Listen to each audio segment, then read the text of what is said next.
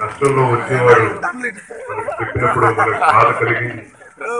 ఆ బాధతోటి మన రోడ్డు ఎక్కి అతని కోసం పోరాడాలని చెప్పని ఒక నమ్మకంతో కేవలం 85లో ఆయన శాసనసభ్యులు అయ్యారు. ఒకసారి కూడా పూర్తిగా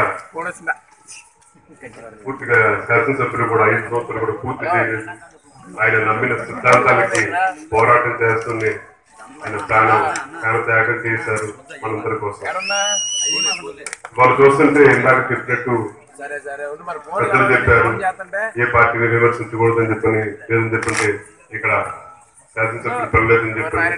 ఇక్కడ ఉన్న వాళ్ళు మీకు ఎవరికైనా విడివిడిగా ఆహ్వానం ఇచ్చారని చెప్పి మిమ్మల్ని అందరూ అడుగుతున్నారు. కేవలం మన అభిమానంతో ఇవాళ నేను రంగా గారి అబ్బాయి కింద కాదు, రంగా గారి అభిమాని కింద మీ ముందు మాట్లాడుతూ ఉన్నాను. రంగా గారి కార్యక్రమం చెప్పంటే ఎవరు మనకి ఆహ్వానం ఇవ్వాల్సి వస్తుంది. మనందరూ అభిమానం చాటు చెప్పుకోవడానికి మనందరూ స్వచ్ఛందంగా ముందుకు వచ్చాం.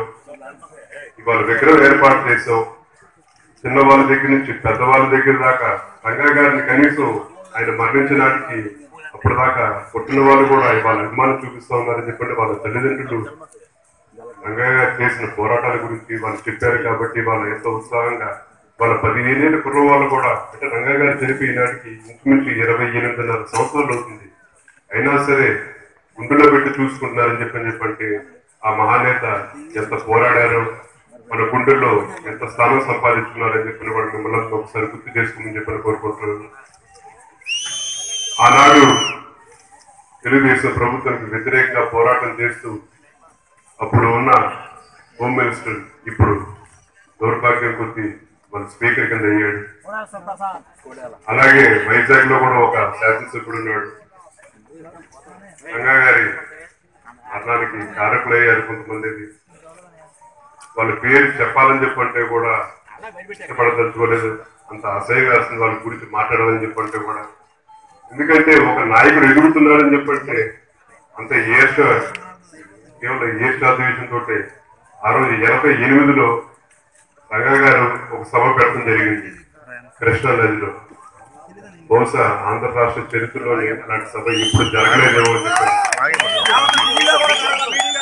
రంగా గారి ఆ రోజు చూడటానికి రాలేదు ఎవరు అది. ఎందుకని చెప్పంటే రంగా గారు జైల్లో ఉన్నారు.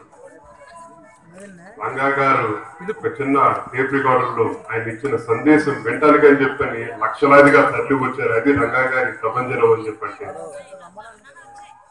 ఆయన సందేశం ఏంటి, ఏం చెప్తారు, మనకు ఆదర్శంగా మనం వచ్చే దారి మనం తీసుకోవాల్సిన నిర్ణయాలు ఏంటి అని చెప్పని ఆయన జైల్లో ఉండే సందేశం పంపిస్తే అది వింటానికి వచ్చారు. వచ్చే సంవత్సరానికి 30 ఏళ్ళు అవుతుంది. అలాంటి సభ మళ్ళీ తప్పకుండా ఎప్పుడైనా సరే ఎవరో ఒకరు పెడతారని చెప్పని కూడా మనస్ఫూర్తిగా కోరుకుంటా ఉన్నాను. నా తండ్రిని పొట్టను పెట్టుకుంది ఆ రోజు తెలుగుదేశం వాళ్ళు. దాంట్లో ఎటువంటి సందేహం లేదని చెప్పని కూడా చెప్తా ఉన్నాను. అభిమానించిన వాళ్ళు అన్ని పార్టీలో ఉండొచ్చు, కాదట్లేదు. కానీ ఉన్న కడుపు మంట అనేది మేము పోయేదాకా కూడా పోదని చెప్పని కూడా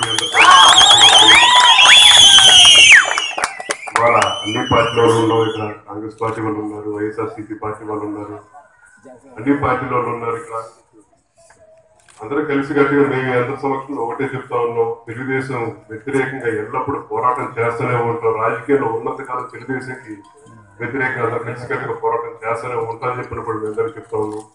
వాళ్ళకి ఎవరు మద్దతు ఇచ్చినా సరే వాళ్ళని రంగా గారిని పొట్టను పెట్టుకున్న పార్టీ కింద మేము భావిస్తామని చెప్పిన కూడా చెప్తా ఉన్నాం. రంగా గారి గురించి ఒక 2 ముక్కలు చెప్పదలుచుకున్నాను. ఆయన ఆలోచన ఎలాగుండేదని చెప్పంటే ఇందాక చెప్పినట్టు ఒక సామాన్యుడు కూడా మనతో పాటు పైకి తీసుకోవాలన్న ఆలోచనతో ఆయన ఉండేది. ఒక కార్పొరేటర్ ఇవాళ కార్పొరేటర్ అవ్వాలన్నా, ఒక ఎమ్మెల్యే అవ్వాలన్నా అంటే ఎన్నో రకాల ఖర్చులతో కూడుకున్న పని అది. ఆ రోజు